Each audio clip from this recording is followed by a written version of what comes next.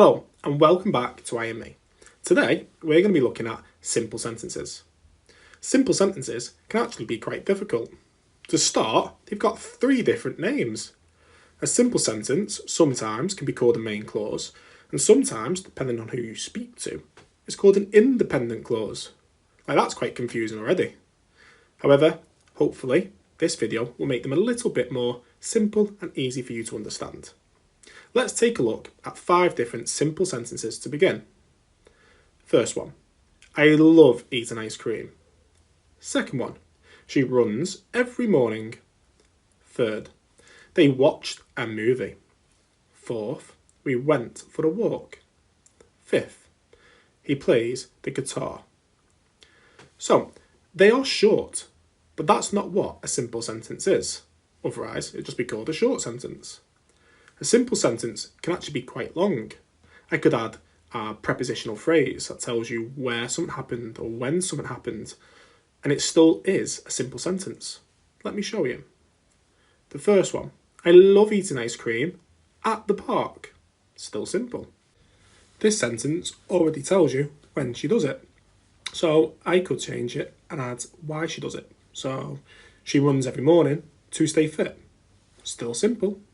Next one, they watched a movie in the cinema. Still simple. What about we went for a walk on the beach? Still simple. He plays the guitar on weekends. Still simple. Again, I could even throw in some adjectives to describe what I'm talking about a little bit more, and it's still simple, but the sentence will get longer. Let's have a look. I love eating mint ice cream at the park. She runs with her friends every morning to stay fit. They watched a scary movie in the cinema. They went for a walk on the narrow beach. He plays the guitar with his friends on weekends. All of those are still simple sentences. So what makes a simple sentence? And what would change it from being a simple sentence to something else? Let's have a look. So, a simple sentence is a sentence that expresses an entire singular thought. Basically, does it make sense by itself? It must contain a noun and a verb. Sometimes they might say, does it have a subject and an action? And sometimes it will even have an object, but that's not mandatory. So, the subject and the noun basically tells you who it is or what it is. The action or the verb tells you what's it doing. That will allow the sentence to make sense. If you take away the action, it won't make sense. So let me show you how, if I take away the action or the subject, the sentence no longer is a complete thought and doesn't make sense. I'll start by taking out the subject. Love eating mint ice cream at the park. Well, who loves eating mint ice cream at the park? What about if I take away the next action? She, with her friends, every morning to stay fit. She what? That doesn't make sense.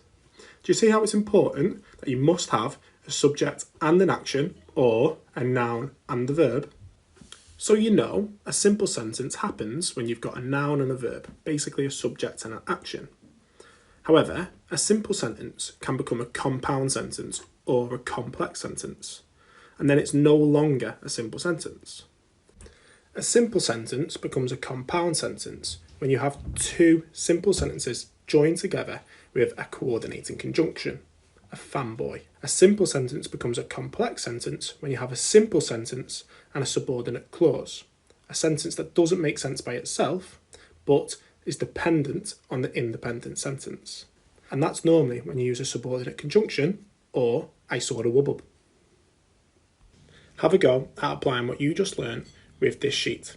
This sheet will get you to write and practice your simple sentences, but also identify the noun and the verb, the subject and the action, in other simple sentences. Have a nice day, and thank you for watching.